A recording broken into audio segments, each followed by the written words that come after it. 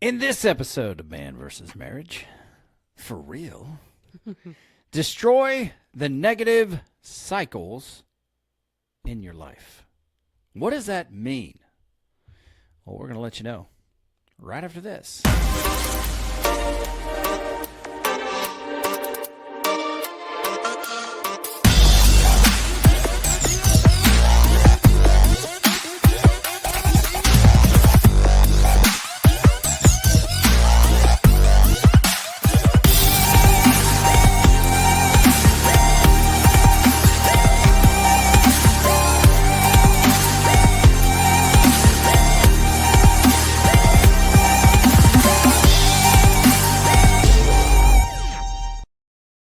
Welcome back to another episode of Man vs. Marriage. It is I, your humble servant, the Q Diggity Dog, a.k.a.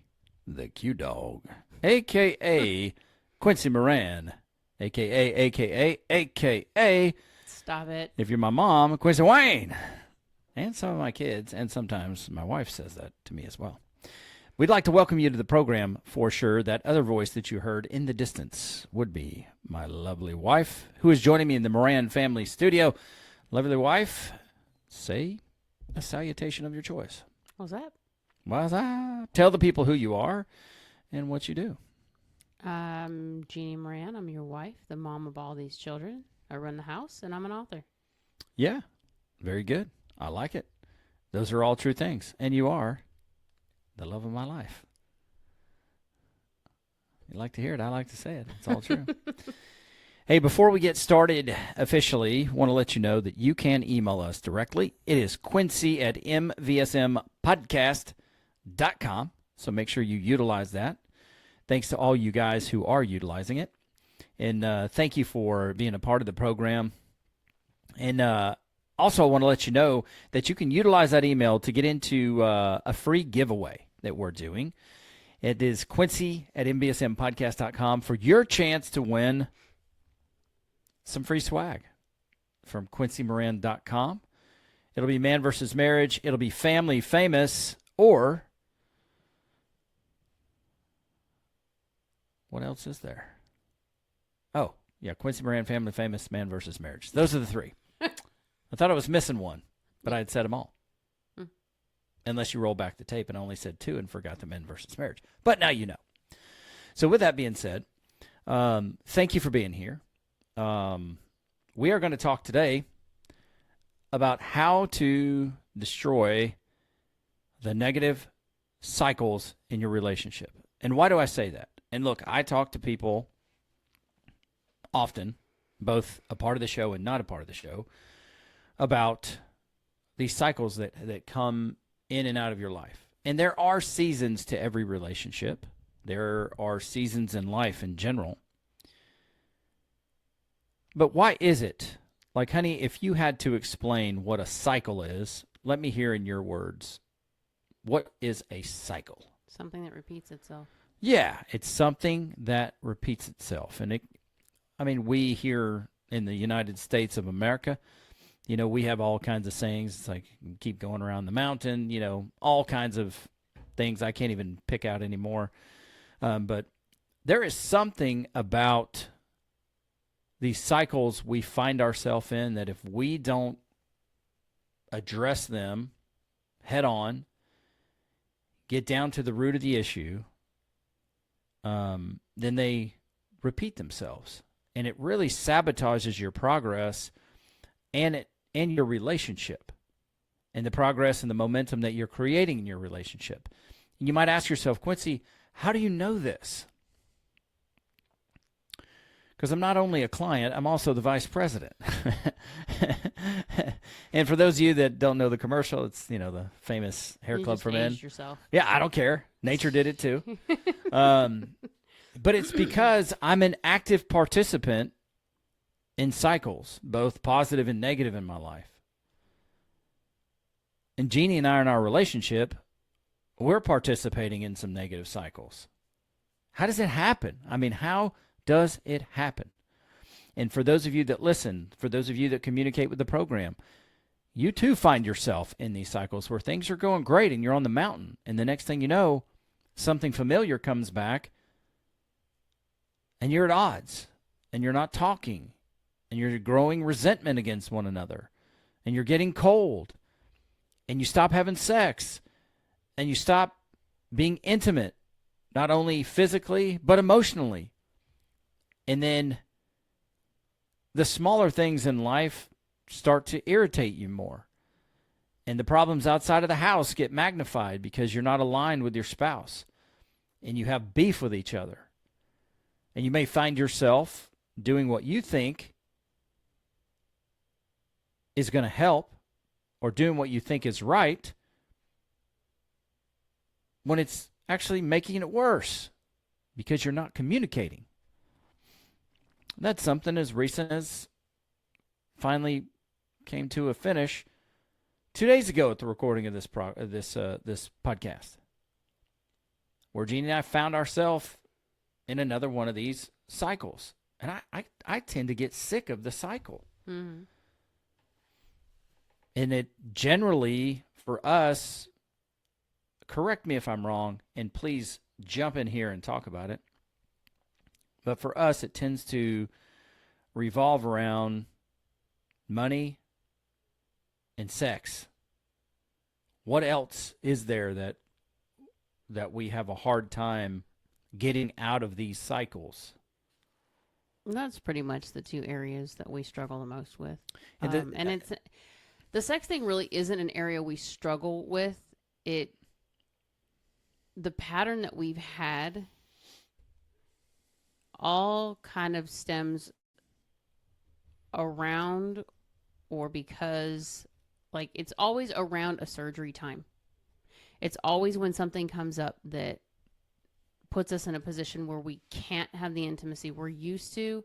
And then after so many weeks of that, I think we kind of, I don't want to say slack, but it just becomes complacent in a way. I think you're right in one instance. But I think another part of it happens, I don't know the combination or which. It happens when we become really busy too. Get busy. Like, really busy. Yeah. So I'm going to write down busy. And then I'm going to write down, this is pretty ambiguous, but expectations. And when expectations are a part of it, it's a breakdown in communication. And so we're going to go through this, and we're going to talk to you, and we're self-aware that when the positive cycle is creating momentum, we know what we are doing to keep it positive. And then we know, we've come to determine, again, what it is that gets us off track. And so we've got to resolve it. And then we have some tools that we've talked about in the past of how to call it out so that we don't get in the minutia of a cycle again, and then we don't do it. And it's dumb. I mean, when you're on the other side of it and you start talking about it and you're in the heat of the conversation and you're pushing back and forth against each other because you're defending your feelings, once you get past that part and finally it's like, you know what? I just want to apologize for whatever my part is, and I want us to resolve it. Because I miss you. I miss our connection. I miss the joy. And I hate the residue of resentment and hurt feelings. So I just want to lay it down. I just want this to end, and I want us to start being us again. Mm-hmm. And then you start talking through it, and it's like, well, you didn't. But then you think again, you go, well, I guess I could have. Like I'm saying, Jeannie, you didn't do this. And I go, Quincy, though, what if you would have just done this? And it's a simple thing that is not easy to do because it's uncomfortable. But once you get to the point where you're sick of the cycle enough, you need to be intentional about resolving it. And like I was telling you, it's not like we're always going to be on the mountain. There are seasons that come along with life. There are interpersonal struggles that there are things we put ourselves through enough, so we really shouldn't put that on our relationship. But we did. And, one of the concerns that you had, if I can be so bold to talk about it, is, one of the last podcasts we put out, we were in the middle of the struggle and we came on and we did the podcast. He said you felt like we were hypocrites for it. So just talk to me about why you feel that way, and then I'll give you my point of view. Oh, we were doing the podcast and we're helping a couple people in coaching and whatnot. And some of the things that we were struggling with, it's like we just gave advice on this. We just told people how to fix this, how to stop doing this. And here we are doing the same thing that we just taught them how not to do, but we didn't use the same tools. And I don't think we're wrong in doing what we're doing. It just pissed me off because we know better. And here, it's like telling your kid, don't say the F word, and then I say the F word. Okay, well, they're going to listen to me for a little while, but eventually, if I'm still saying the F word, so are they. I know it, but I still do it. Yeah, and I understand that. And, the message was very poignant towards myself, and I was sharing it with people because I needed an attitude adjustment. And I got to the, there at the last couple of days of us just, I'd say working through it, but we weren't working on it until the last day.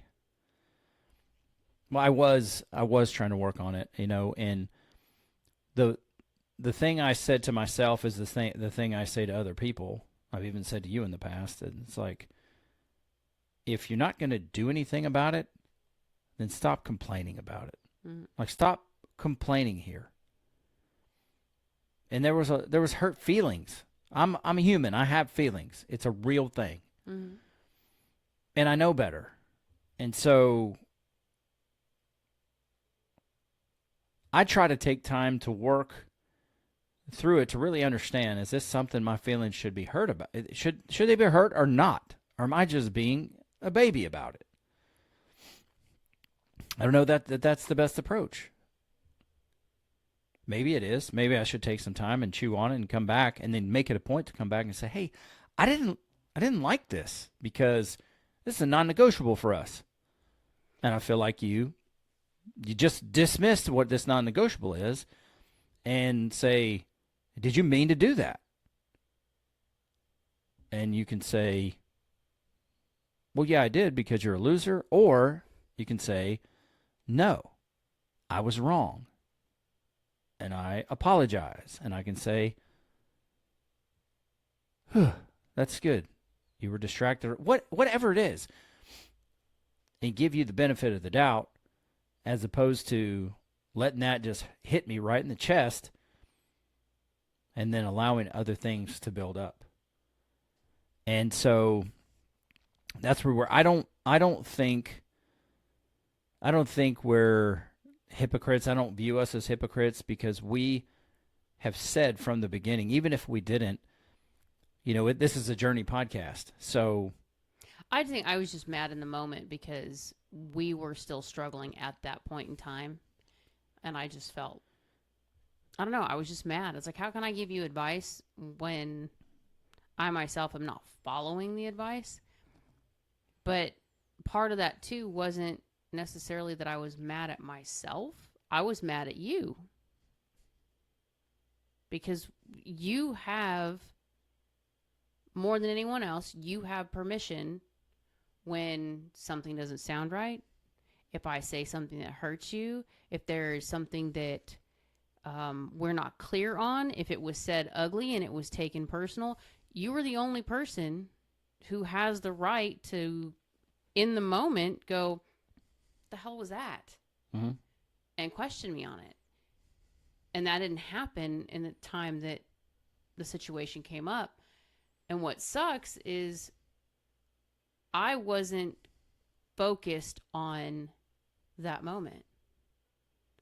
I had other things going on, and it's not that you're not priority or that I don't care. I just, at that particular point in time, we had a lot on our plate in that one specific day. And it didn't slow down.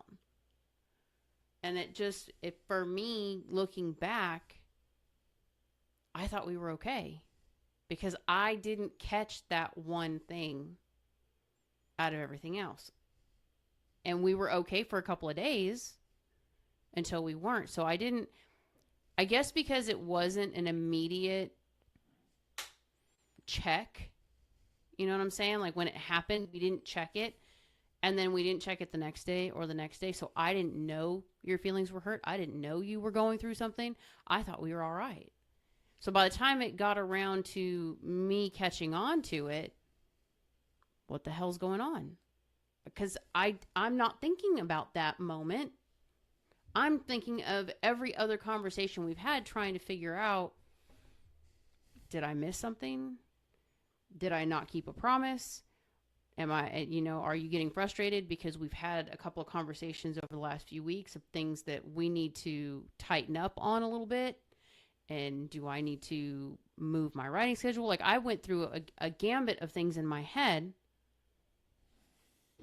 and none of those things were really the problem. And I was pissed when we did the podcast because here we are telling Jack, if this is how you feel and what she's doing is hurting you, you need to come clean and tell her, look, dude, when you do this, this is how I feel about it. So I need you to know you can't do this way anymore. When you're going to talk to me or you have something to lay down, we can't have this like set it up, butter it up, and then, throw it at me kind of situation. And in my head, I'm thinking,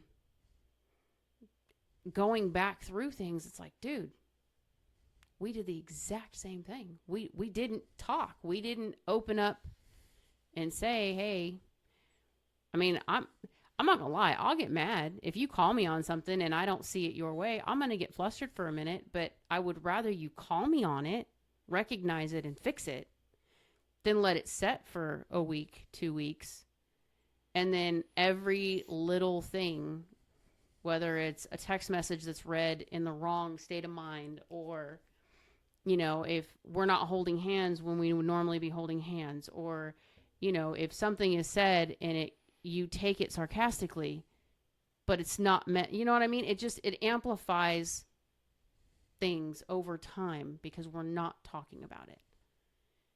I would rather you call me on something in the moment, even if it pisses either one of us off, just call it.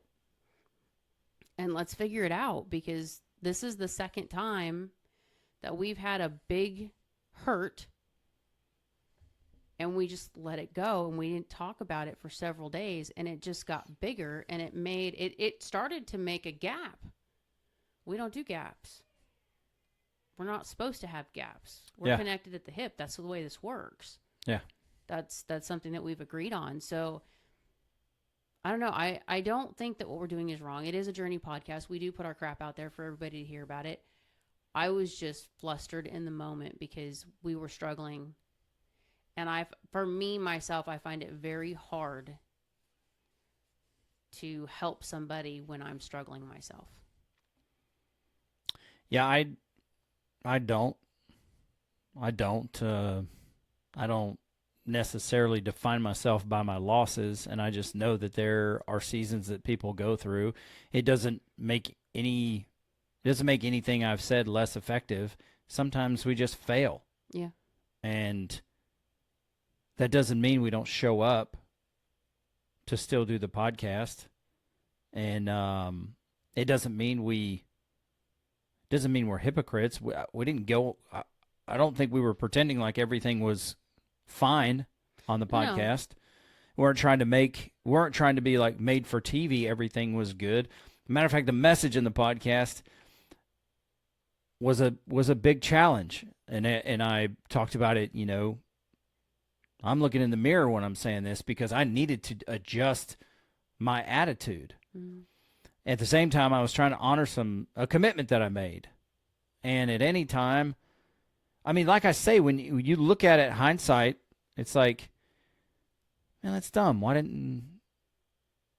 I'll just start with, why didn't I just say something?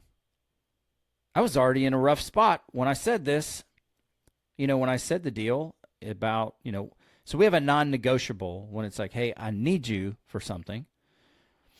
Then we commit to like push things aside and say, okay, you need me, I'm there. The definition here, so you understand the context, is we don't use the word need lightly.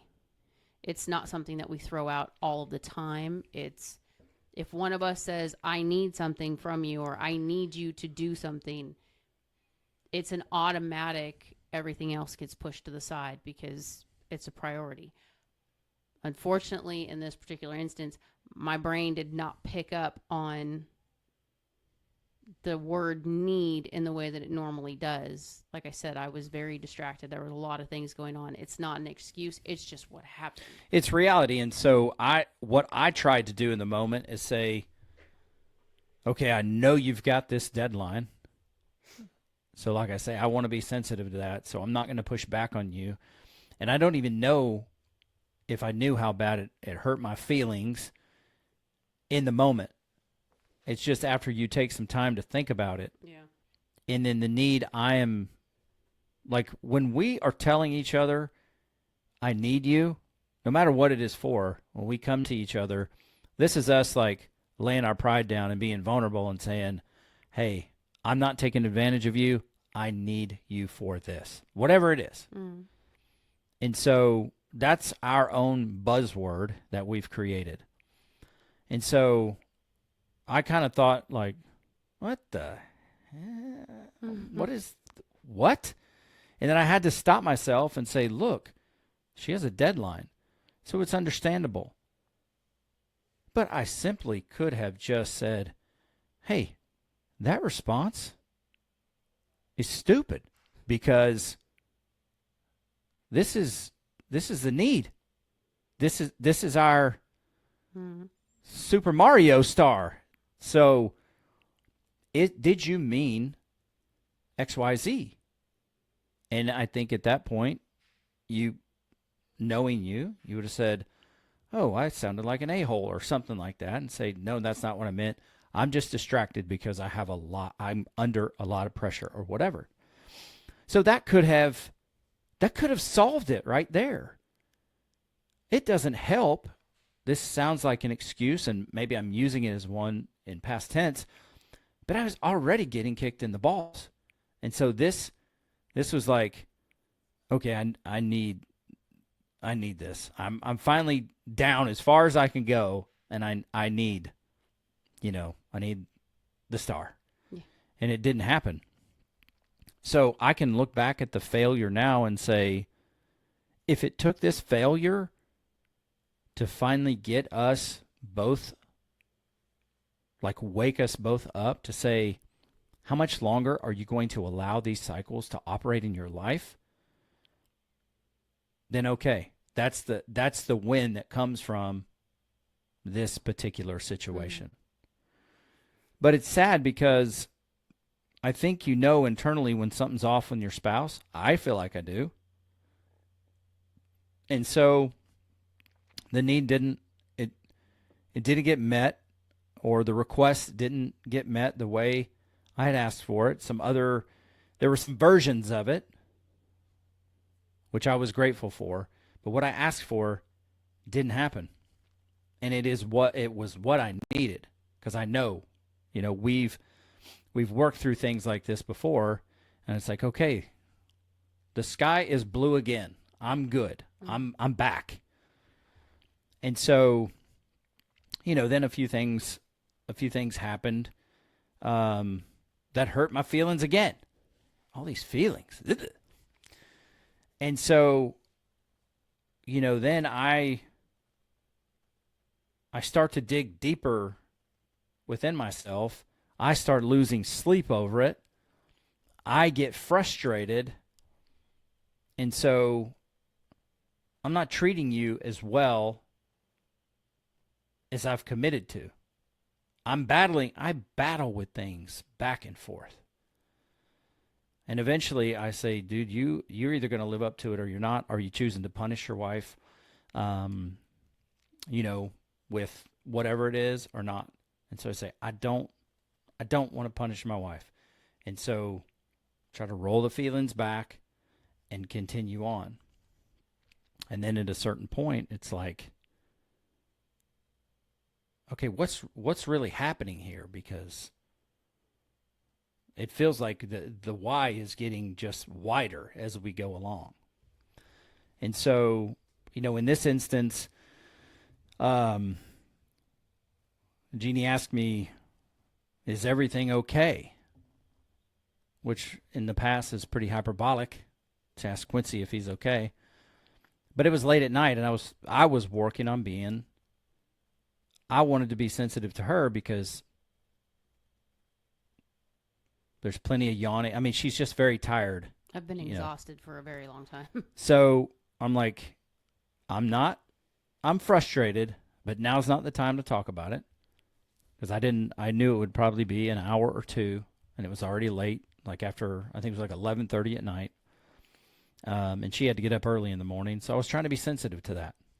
So there again, we're at another crossroads where I could have said, and looking back, this is the play looking back.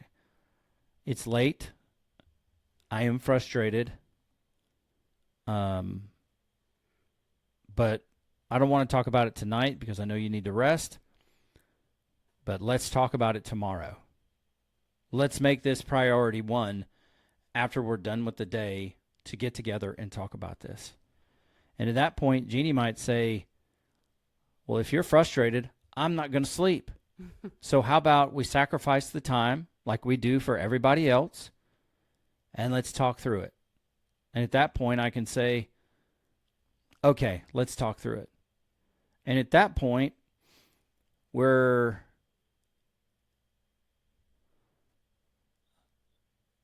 probably 4 days into it as opposed to 11 days into it. Mm-hmm. And so I think I look at it as I'm trying to do something good for her because she needs to get some rest, get up early in the morning, go handle her appointment. And it's not helping. It's not helping the situation. It's making it worse. No, because what happens is when we don't address it in the beginning, but I can tell something's off. That night, I asked you, are you good? You seem frustrated. I am frustrated. Okay? But now's not the time to talk about it. It's late. We both need to go to bed. Okay. At that point, the way he got into bed, the tension in the room, he's not sleeping. I didn't sleep. I ended up crying most of the night because I'm playing thoughts in my head of past conversations, trying to think, did I miss something? And for me, shutting off that communication, it allows me to spiral very quickly. So we haven't figured out yet the why or the how, but we do know it's been brought up multiple times, even with John DeBach, that I deal with guilt, whether it's mine or not. It's something that I deal with on a regular basis. And sometimes I take it on when I don't need to. And sometimes it's my own BS in my head. And other times it's because I genuinely did something stupid and I need to make amends on it. Sure. So in this situation, I started playing back because after Quincy's surgery, he's home for 8 weeks. And, it's hard when you go through a surgery because we have to role reverse a little bit. When I had my surgery last year, you had to help with the kids. We had to kind of spread out how things were done. And I physically did not have the strength to do a lot of things for myself for a very long time because it was my core that had to be repaired. So, I mean, I cried over not being able to cut a sweet potato. That's how stupid it was to What me. a freaking baby. But it caused issues between us because I don't know if I'm supposed to be this emotional about something so petty. I mean, it's a potato. It's not like I couldn't ask somebody to cut me a potato, but it just felt stupid. Sure. But it just, little things started becoming bigger because we weren't sleeping in a bed together, which after your surgery, we weren't sleeping in a bed together. I didn't want to sleep in the bed and bounce your knee just in case. We didn't know what that situation was going to look like. So we slept in separate chairs for a while. The intimacy issue after surgery, the connection, we can't. You need to give your partner time to heal. And you need to, for both sides, it was, I'm not going to ask you for anything because you need to take time to heal this. And I'm okay with that. I understand it. I'm not going to hold it against you. And we have other ways that we spend time and kind of make up the gap a little bit. I mean, I'm willing to figure things out on day 1, day 2, but it's unreasonable. But that's my mindset. I'm like, I don't know. I'll figure it out. I'm not playing through the pain after abdominal surgery. It ain't I'm not happening. talking about when you have surgery. I'm talking about when I have surgery. But again, we knew, this is the part that pissed me off. We knew going into surgery, we've done this before. We know what to expect.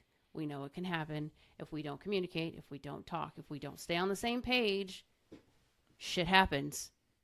And we end up in these situations. Long and short of it, we had conversations during your recovery of our date nights are not happening the way they used to. We're not getting our getaways like we used to. We've got differences in childcare availability, and those circumstances have changed. So we can't necessarily plan as consistently as we used to. You know, your work schedule is getting ready to kick back up because you can travel again. You're back behind the wheel. Those things were all conversations we had. Those were things, that was the first thing that hit my mind was, okay, cool. I'm going to make time for a date night. It just happened to work out. I had an obligation with my daughter. It worked out that obligation couldn't happen the night we had planned it for. We had to shift it to a different day. I was like, okay, cool. We're going to go have the date night that we talked about. That movie you wanted to see came out. Let's go see it. Let's go have dinner. Let's go do our shopping, whatever. So we did. Now in my head, I'm thinking that was the problem because we had just had this conversation that we weren't getting date nights and we weren't making time for ourselves. And, you know, we wanted to try to implement this again. But that wasn't the problem. So after the date night, when it was still, there's still tension here. Something is still not right. That was Friday night. By Sunday, I'm pissed. And I'm not saying anything because it's you that has the problem. I'm not going to do it. I'm not going to let my emotions get the best of me. Bull crap. Our yard got cleaned up really well. I mowed the lawn. I did the weed eater. I got into my garden. I think I was outside for a good 5 hours burning off energy that I should have used writing, but I had to do something to burn it off because we weren't talking. That same morning, again, and I think this was the third time I had mentioned it. It's like, you know, you still seem frustrated. And I thought, okay, so here's the stupidity of it. Our daughter, we're supposed to have a date night with one of our daughters. And the rule of thumb is usually I go on the daddy-daughter dates. So they get mom and dad time. But if they don't want me there, I'm not going to go. And which they always want you there, which is good. They do. But this particular child and I have been kind of at odds lately. And one of the things that she had said recently was, I don't want to tell you no to me. So my thought was, if you don't want me there and you just want to go hang out with your dad, go hang out with your dad. I'm okay with it. But I didn't want to tell her, no, I need to write my book and make it about me and her not being important. That wasn't the situation. So when she started talking and I asked her, and the answer to me sounded like she was trying not to tell me no again. Quincy and I kind of snapped at each other for a second because, no, she said she wants you to go. That's it. It's like, okay. So I asked, it's like, you seem like you're still frustrated. Well, yeah, my frustration's not just going to go away. Okay, well, you're not talking to me about it, so I don't know what the hell it is. How are we going to get to the bottom of this? Well, he was leaving to go to church, and that was the end of the conversation. It's like, well, you're not talking to me about it, so now what? We still didn't talk about it that day.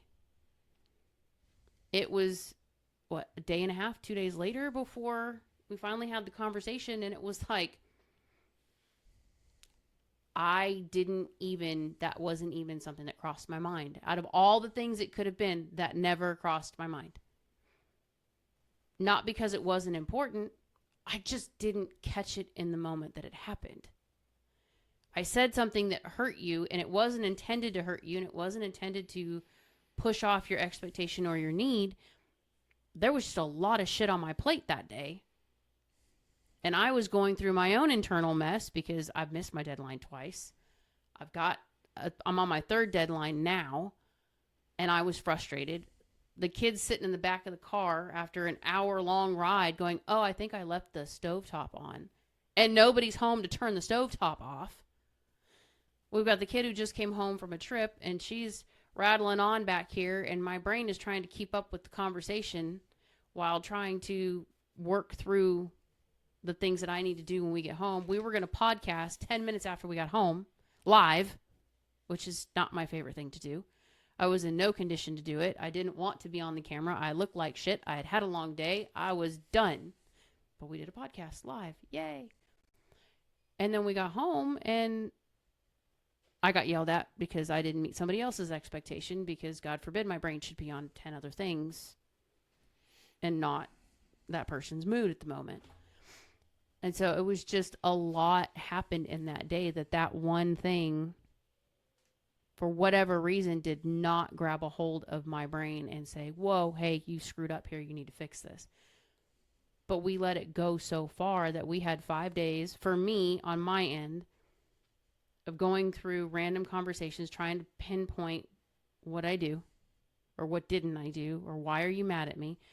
My first thought is always, anytime we fight, my first thought is always, is it money? And I knew you had just started working on the budget. That weekend you were talking about, you had just finished the budget. You had just revamped everything. So I was thinking, oh shit, what did I do? Like, how bad did I screw this up? Because that is a major contention point for us. I couldn't think of anything. I racked my brain trying to figure out, did I overdo something? Did I not pay something? Did something come up?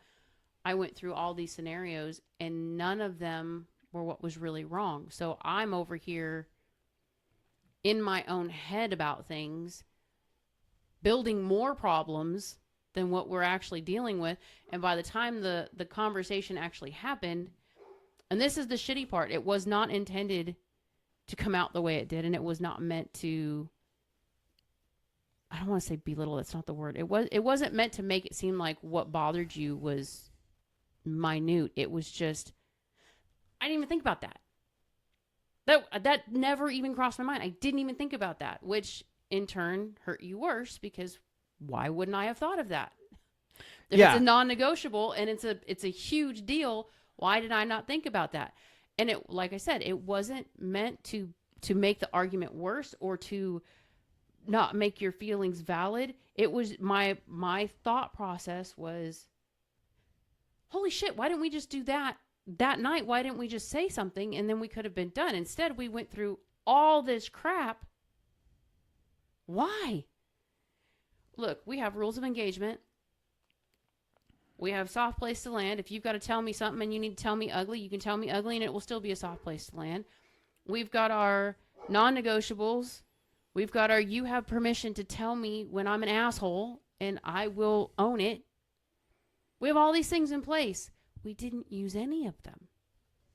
Instead, we waited until we went to an event and we watched multiple divorced couples going up to take pictures of their kid getting an award, and both of us going, are we like the only married people in the room? Well, I don't know what your thoughts were, but I looked at it and I'm like, where does this path lead? It was very uncomfortable. And I've told you this before, not just in that moment, but we did a different senior event at the beginning of the year, and it was like watching couples walk down the field with their kids. And when the kid walks off to go do their thing and the parents leave, out of the 6 couples that I watched, 2 were physical. And one of them was the girl's grandfather and her mama getting off the field. And he was helping her down off the step and whatnot. And he was holding her hand as her dad. The other one was another married couple, and he held her hand and walked her down. But everybody else was like, either they went different directions, they didn't have any physical contact. One guy got on his cell phone the minute like his daughter walked away. He was on his cell phone as they were walking off the field. And I came home and I remember telling you, it felt so weird to watch these couples and be like, God, we don't go anywhere without holding hands.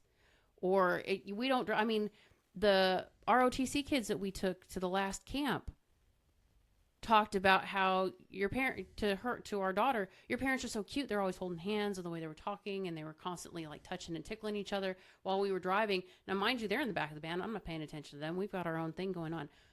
But they notice those things. Those are intentional things that we do all the time. So that night and again, I wasn't thinking about it.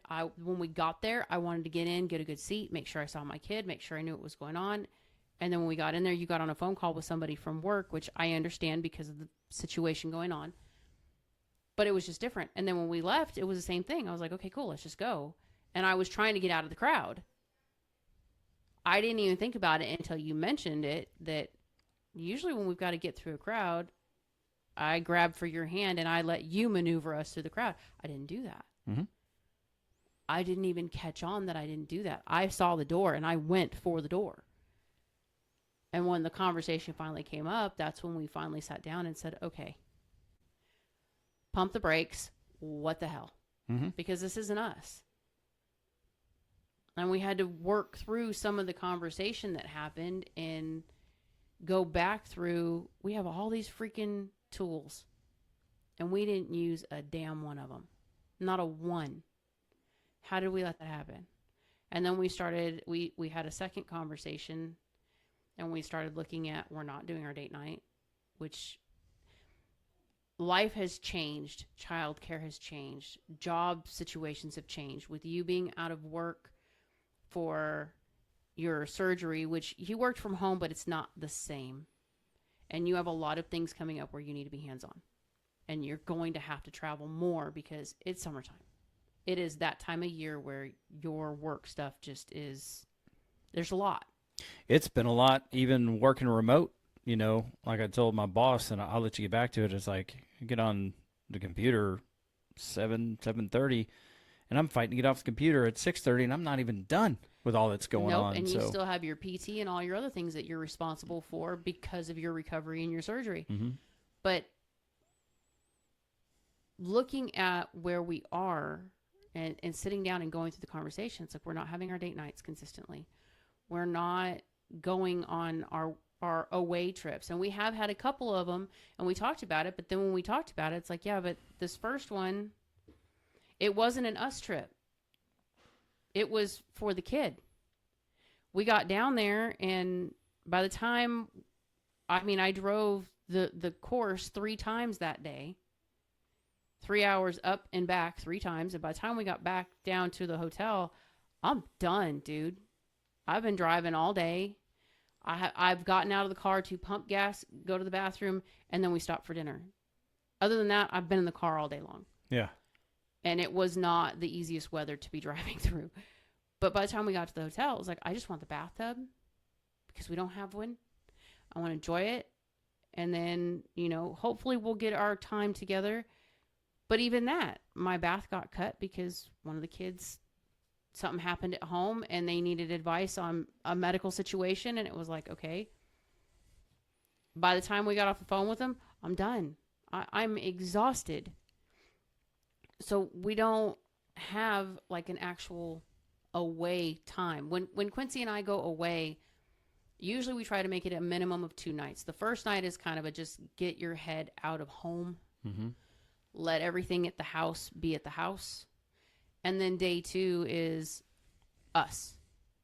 If we can get more than 2 days, it's great. But usually it's The best is 3 nights away.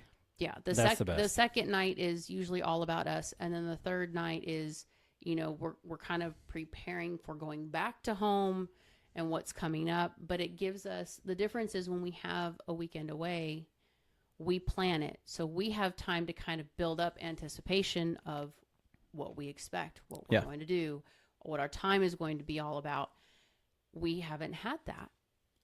We haven't had it. It hasn't been feasible between kids' schedules, work schedules, surgery stuff, my stuff. It just hasn't worked out.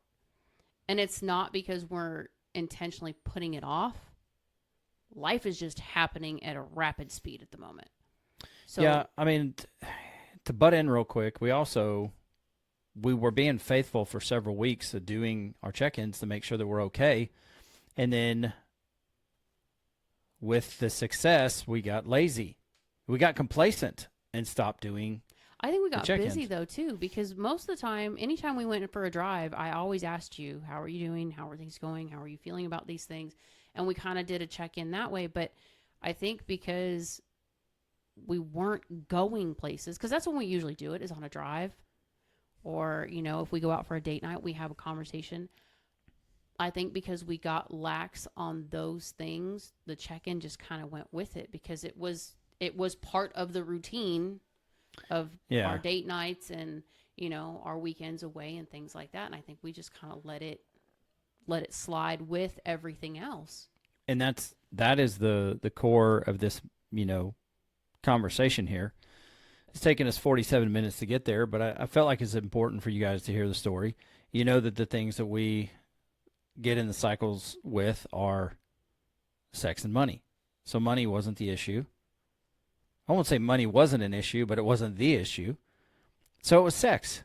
And, just being completely forthcoming. It was the I need you was a request for intimacy. And like I say, it happened a couple times, but not what I asked for.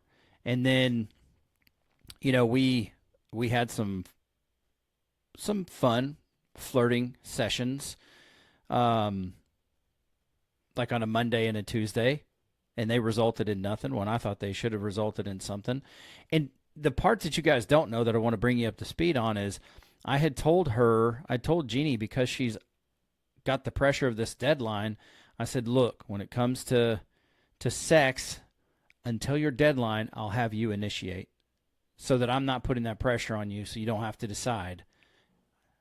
Which I don't think is a smart choice. It was a mistake on my part. Because in all honesty, and it's not that sex isn't important to me, but if I am hyper-focused, I'm hyper-focused. And it sucks, but I can actually go longer than Quincy can without the intimacy. Not because I want to, but I can lay it down and just say, okay, well, we'll get there. We'll get there. But it actually helps me when you initiate and we have that connection time, because then I can relax, it relieves stress. It's different. But putting it on me and then not getting a response within 2 days, I would say, if that happens again, by day 3, initiate something. Do something to change gears. A lot of lessons learned here. But the thing for me is that, and I told you this, and it's not to pile on, because I believe we're on the other side resolving it. Yeah, no, we're good. I'm because you have told me for years that you need to feel like you're a priority. I'm intentional with how I treat you, how I love you, how I care for you. So one of the worst things that I can hear from you, of all people, is, I don't know, I just didn't think about it. Because I get to I'm like, what's worse, you holding it from me intentionally, or you just not thinking about it, which means I'm not even a priority on your mind? Both of those hurt badly. And I couldn't tell you which one hurts worse. And frankly, there's not really any other person in the world that can hurt me that way. Mm-hmm. And so, and you were really frustrated because I told you that I felt like you were doing it intentionally. And you're like, and you got blazed at me and were like, you said that, you don't, and this is just for matters of education. Like I say, not to pile on. It's like you said you don't believe I would hurt you intentionally, and now you're saying this. It's like I don't. It's still true. I don't believe you would, but I need to ask because it feels like you are. And then the answers you were giving me was like, well, that sounds like it's intentional to me. So it kind of got down to the point where it's like either it didn't cross your mind or either it was intentional. It can't be both. I just need to know because like we've got to get down to whatever the ugly part of this is so that we can fix it. Because I don't share, obviously, maybe it's not obvious to everyone, but I believe it's obvious to you. I don't share sex with anybody but you. Yeah. And so that makes me, as a byproduct or as a result, more vulnerable to you than anyone else. And, it's always easier to be the Monday morning quarterback sitting in your recliner talking about what the quarterback should have done on Sunday from the comfort of your home. And so we can go at each other. We could go at each other now and say, well, that's dumb. Why didn't you do A? Why didn't you do B? Why didn't you do C? And the factor here is when you allow a negative situation to be guided by your feelings, then you will not utilize the tools you have at your disposal to resolve the issue. And we both were there. Neither one of us took a step back and thought about it logically, got out of our feelings and thought about it logically and said, okay, I've seen this before and I'm going to put a stop to it. And we've committed not to do it, and we did it anyway. Well, and the part that sucks is we know that we don't think like each other. We know we don't think the same. So the fact that we sit and think, why wouldn't you just do X, Y, Z? Because you don't think the way that I think. We had the conversation, just for clarity purposes. I was not initiating. You were mad at me. I do not use sex when you're mad at me. I do not put sex on the table because for me, now this goes back to me being taught sex as a service and things of that nature. This is something that I have to work through. But for me, if you're mad at me and I come at you and offer sex, all I'm doing is putting a Band-Aid on something. I'm not actually fixing the problem. I'm just trying to manipulate the situation to get past it. That's how I see it. So I didn't initiate anything because you're mad at me. Why the hell would I do that? Because then it comes out that I'm the manipulator. I'm just giving you what you want to appease the moment, but it's not fixing anything. And on the flip side of it, you're thinking I'm withholding it intentionally to hurt you. Yes, I'm withholding it, but not to hurt you. I don't ever want you to think that I'm only sleeping with you and having sex with you and being intimate in ways with you because I want to control a situation or manipulate a situation. That is never how this works. Yeah. And I would say, my hope is that when we see it coming the next time, one of us or both of us stand up and say, okay, we're not going. We're not getting on the ride. We're not doing it. But the way I look, this is just my perspective, is that the physical touch or that connection is one of my primary needs. And so I wouldn't say, and I know it's closely related to some of the issues we've helped listeners with, I don't believe your intention at that point would be to manipulate me into something, but more to offer the connection that you know that I need and then after that connection, utilize that opportunity to say, hey, I know you're frustrated. How can I help? And that to me is different than I'm just going to give him this so I can get this result. There's a different position in your heart in that way.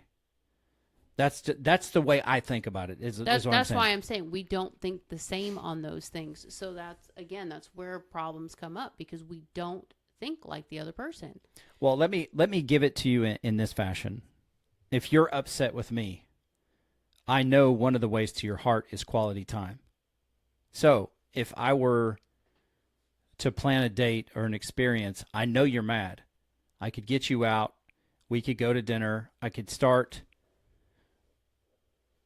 filling you with some quality time in order to give you that opportunity to open up, because I'm filling a bucket. I'm filling a need. Which is what I thought I did with the date night. Yeah, but well, I didn't. And like I told you with the date night, we've had some of our worst date nights because I've taken the ride there to talk about what I'm frustrated about. So I wasn't even going, there was no way I was going near that. That's what I'm saying. If you were to take me on a date to get me quality time and then open up the argument from my side of things, it probably would have worked out. I did the same thing. It did not go the way I thought it was going to go. We didn't talk. Again, we don't think the same way on these matters. So that, I guess what we're trying to tell you is, one, you don't think the same. So even when you think, well, why didn't they just? Because they didn't think the way you think. Yeah, because they're not you, and they're not taking you, and they're not taking in consideration how you would fix the problem, because they're not you. I could have pushed the issue when you told me you were frustrated and now isn't the time to talk. I could have pushed you. I didn't. I thought, okay, cool. He doesn't want to talk. I'll let it be. My thought process is, generally when you're not ready to talk, you let me know. I need some space on this. I need a little bit of time to process through. But you always give me I will let you know, and we'll have a conversation. As long as I have that, it's kind of like planning our weekends. As long as I know there's a resolution coming, yeah, I'm okay. I don't bash myself trying to figure out what the hell it is, because you're going to tell me. I just need to let you work through it for a minute. I can do that. Mm-hmm. But we didn't do those things. I didn't push you. You didn't. You were trying to do something nice for me, so you didn't tell me, and we ended up burning each other 11 days in. Mm-hmm. When it could have been resolved, at most, it would have been resolved by day 4. If we had just not put it to, well, why doesn't he or why doesn't she? And we would have just done, you know what, fuck it, I'm going to do it. I'm going to bite the bullet. Whatever happens, happens. But at least we'll get something on the table. Well, I mean, we finally got things resolved, and I'm thinking, okay, she's going to initiate sex because things are resolved. And we go to bed, and she didn't. And I'm laying there going, we never got off the merry-go-round. I'm like, we're still on the ride. Somebody put a blindfold on us, and we think we're off the ride. And I stopped myself, and I was like, are you really going to just do this again? Cue dog? Mm-hmm. So I said, is there any future plans for us to have sex, honey? And she's like, well, it's not off the table.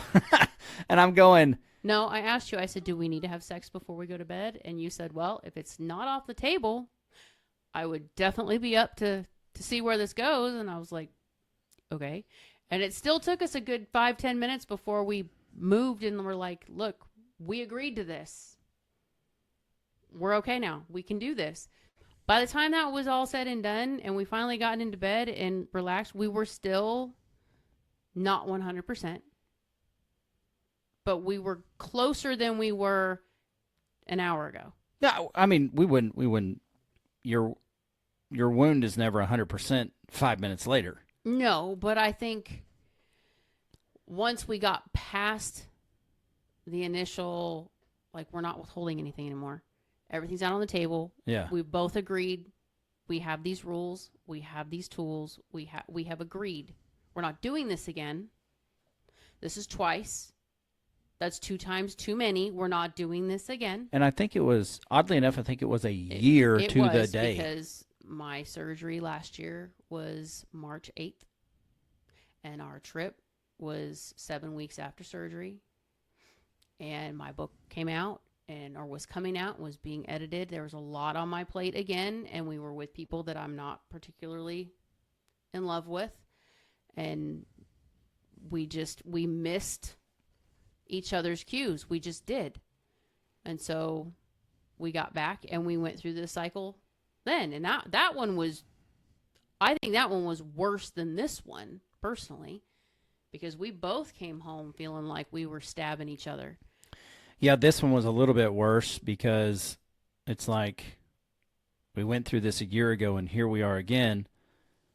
And I've communicated, which I communicated before the last time, but both of them sucked. And like you say, we have the tools and dim's the rules. So here is what if you haven't enjoyed the story and you're hanging around to get the method, here's the method. But we did finally have sex on day 11, which was awesome.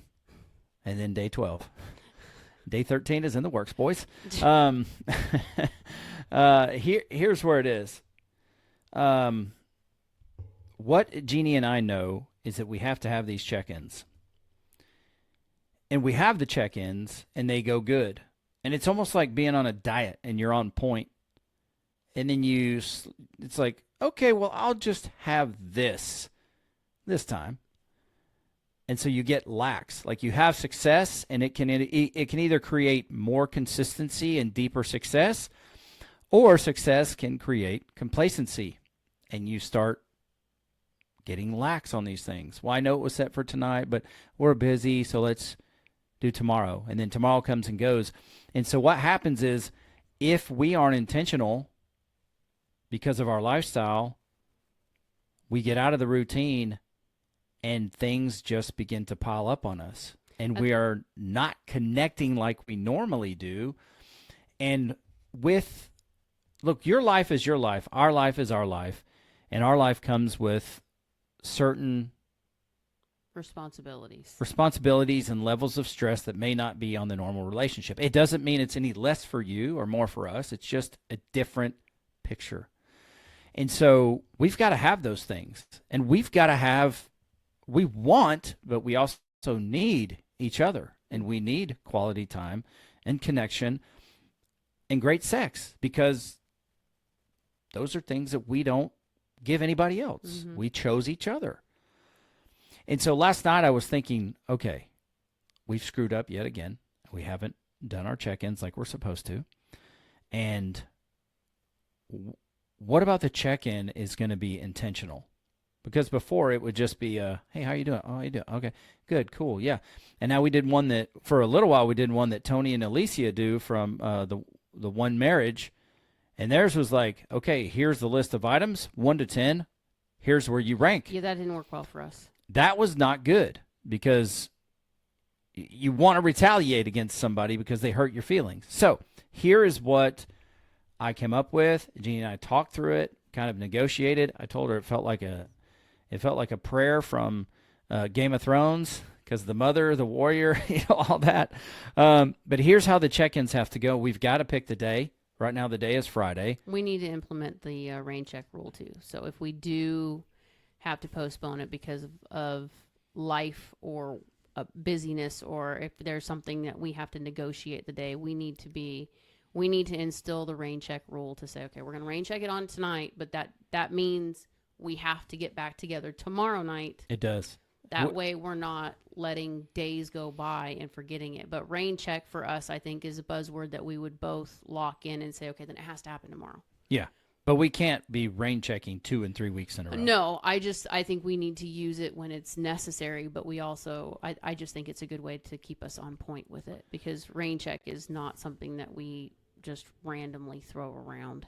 So here's the process for the check-in, and it felt very successful to me last night. Like we connected with each other through the process of this check-in. Mm-hmm. And I was like, okay, we're on to something. It's not just an ambiguous, hey, how are you? Oh, I'm good. How are you? And nothing happens, because you can still hide things at that point. If it's brought to, like, you may not be thinking about it, but if your spouse brings it to your mind, then you have the choice. It's now a choice instead of it's just not top of mind. Mm-hmm.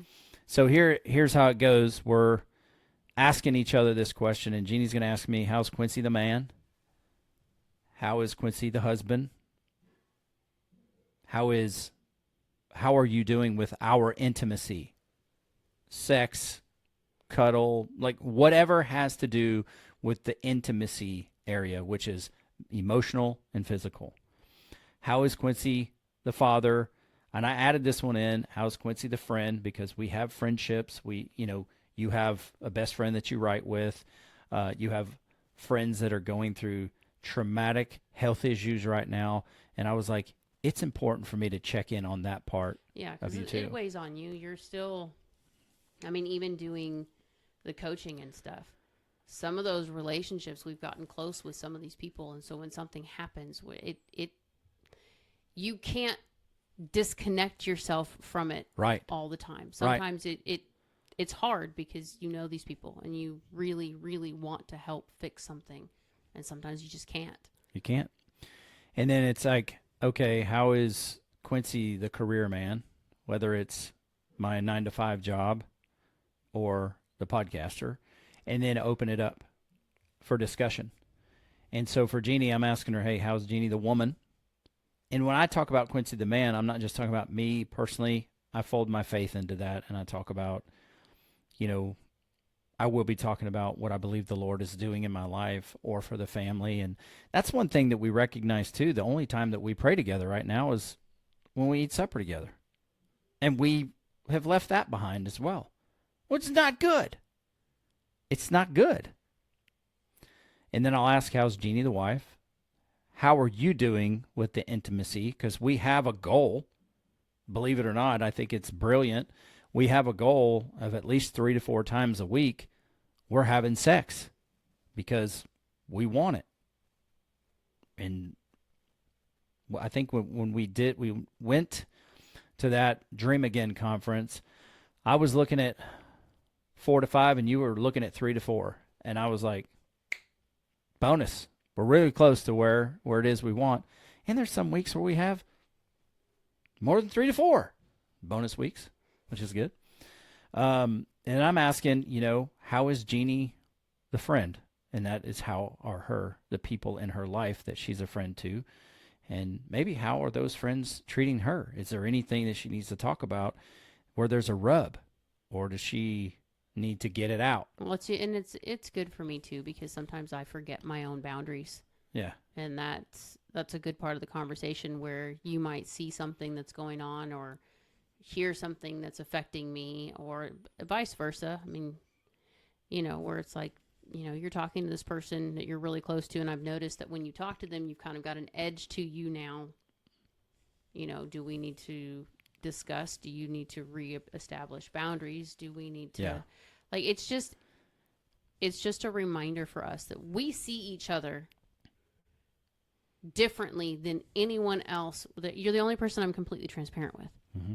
So you're going to see things that other people are not going to see in my behavior, or it might be my sleep pattern.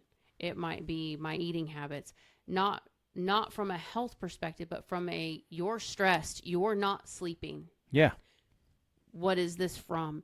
So it's well, the friend thing is just good because it helps us both kind of refocus. Well, even going back to what you're saying there, I know the answer that you gave me to the need was out of character for you. Mm-hmm. So once again, it's like that should have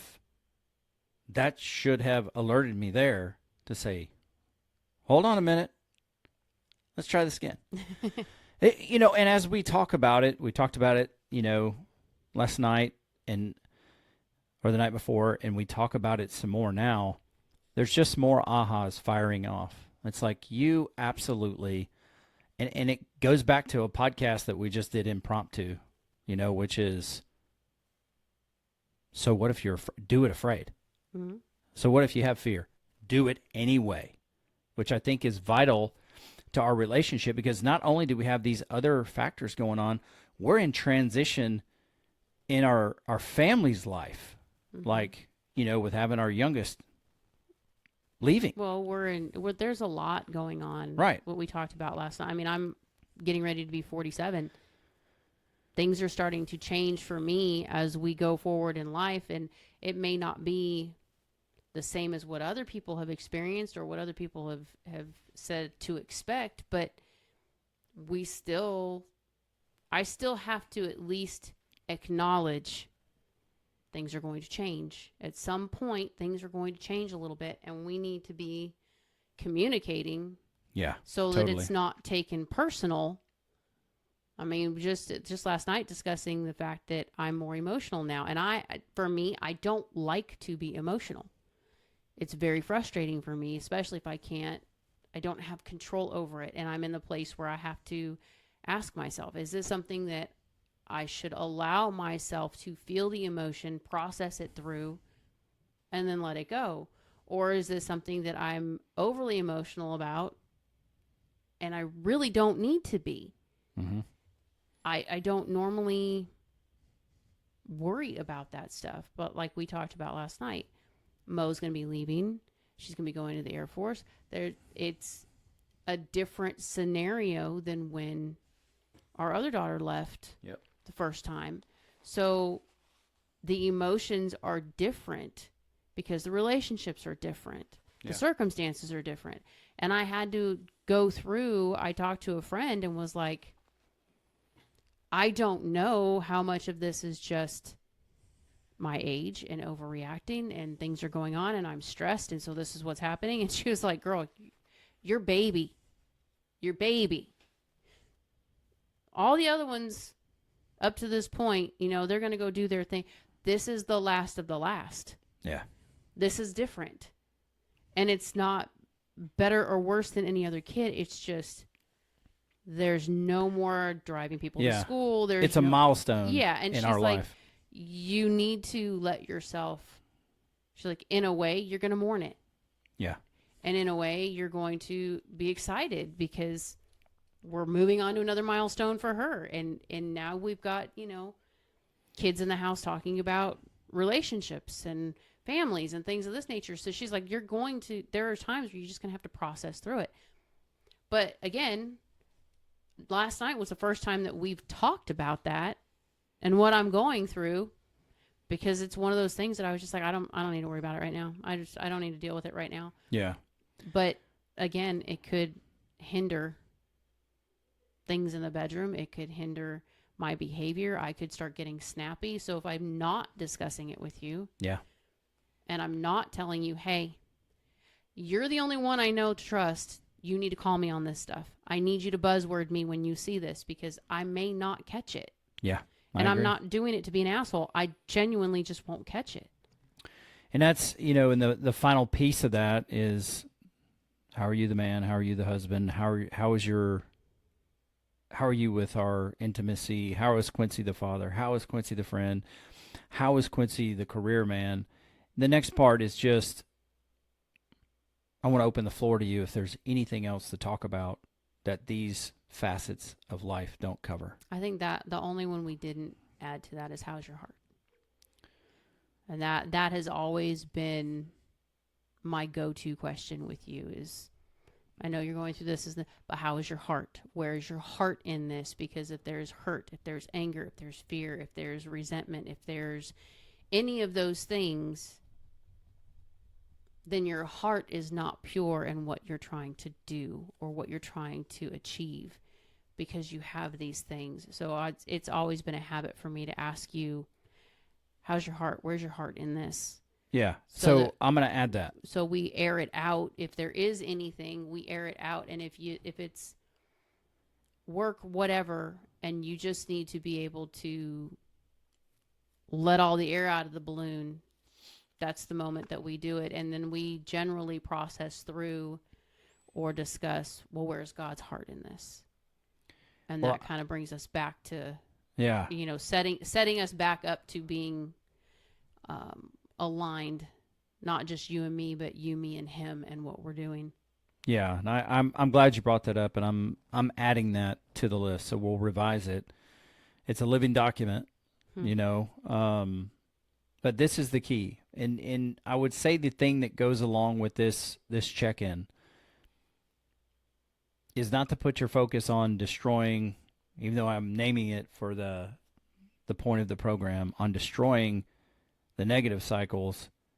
I want you to have your focus on creating the positive cycles in your life. Put your focus on building momentum in these cycles in your life. And because we're human in this particular experience, and there is seasons to everything in life, you're not always going to be on the top of the mountain.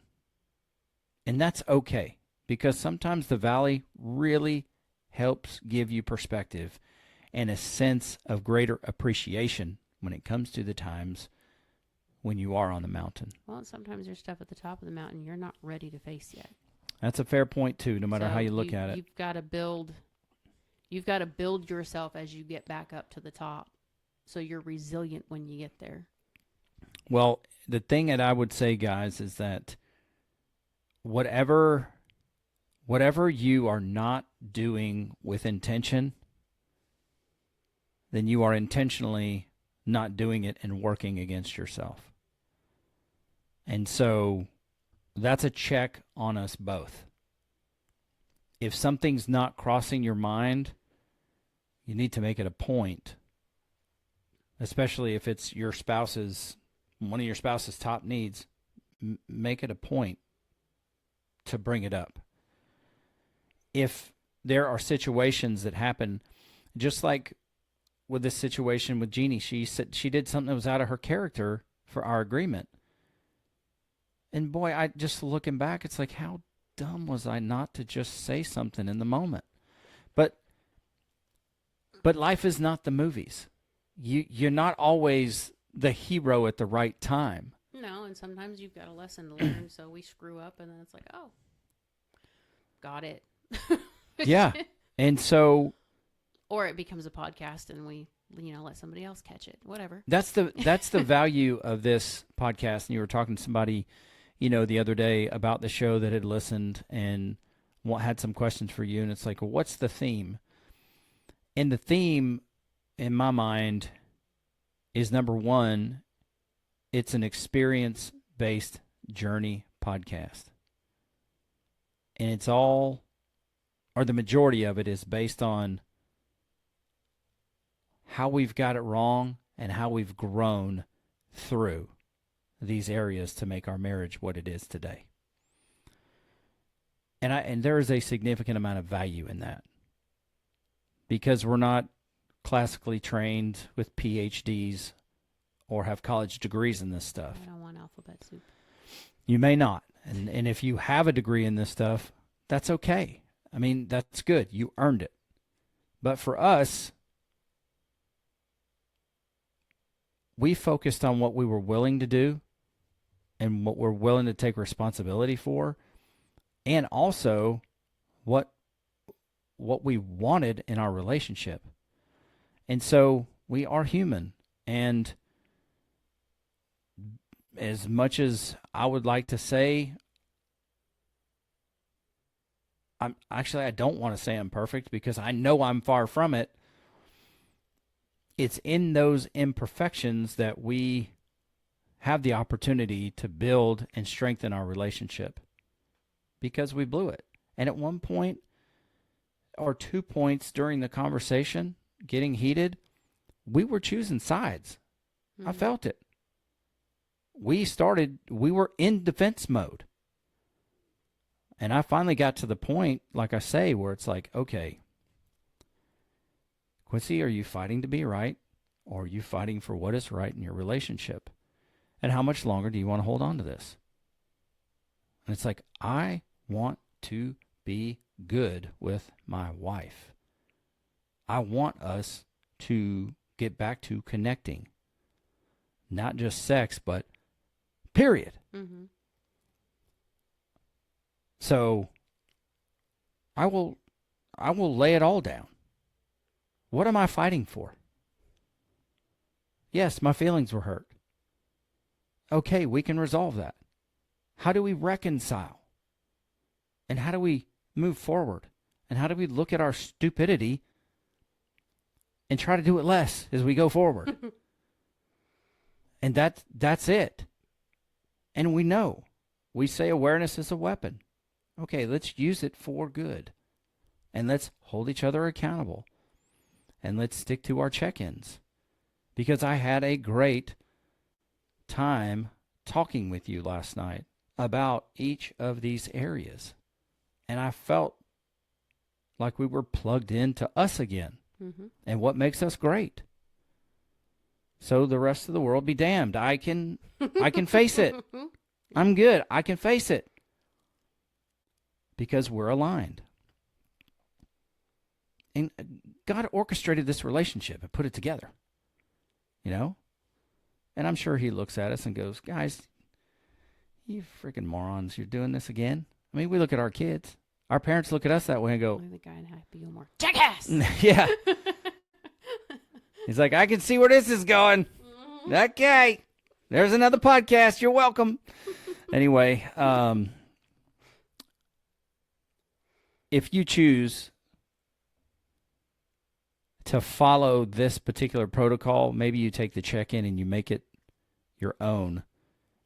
But I encourage you to be intentional about what you do. You don't have to go out and share, all your failures with everybody like we do. But we're willing to be vulnerable to you because we used to be you. And sometimes we still act like you. That was a rude and stupid thing to say, but we used to be you. And so we know the value of taking a relationship that is not meeting your expectations and doesn't have the connection that you so desire and turning it into one that you love to think about, you love the experience of, that you are growing and connecting in. And that's what we're offering you here through this particular story. So if you're still here an hour and 20-something minutes in, thank you for listening. Thank you for having, and I mean this with all sincerity in my heart, thank you for having the courage to want more for your life and your relationship. Thank you for taking the steps. And let us know how we can help you. I keep for those of you watching the video podcast, wherever you see it, I keep the email address. If, obviously because you're looking, but for the audio-only listeners, the email address is on just about the entire time. It's Quincy@mvsmpodcast.com. And I encourage you to use it. You will get directly to me, and I will reply directly to you, and let us know what we can do to help. I've got to lead off the next podcast with this, but shout out to my boy Rick. Look at this gift he gave me. It showed up unannounced in the mail. Not in the mailbox, because obviously it was too big. But look at this awesome custom-made bat. Roll Tide. Look at this sucker. I got to take a picture with this tonight because he said, send me a picture with you and that bat. And I said, I will, and I haven't done it yet. Ricky, thank you, bro. I got to get this on the front side of one of these podcasts. In the new studio, this baby's going to be poised for success. Beware, Auburn fans. I'm not going to hit you with it. I don't want to dirty up the bat. Okay, that's some football fun. Anyway, that is all for now. Jeannie, any final words? No, I think we've more than covered it in an hour and how many minutes? Yeah, hour and 24 minutes. Something we said we weren't going to do. But hey, the story has to tell itself. Does it not? There you go. Yeah, words to live by. You write 150,000 word novels, and I do 250 million word podcast in the audio version. All right, guys. She is my lovely wife, Jeannie Moran. I'm Quincy Moran, and this is Man vs. Marriage, the podcast.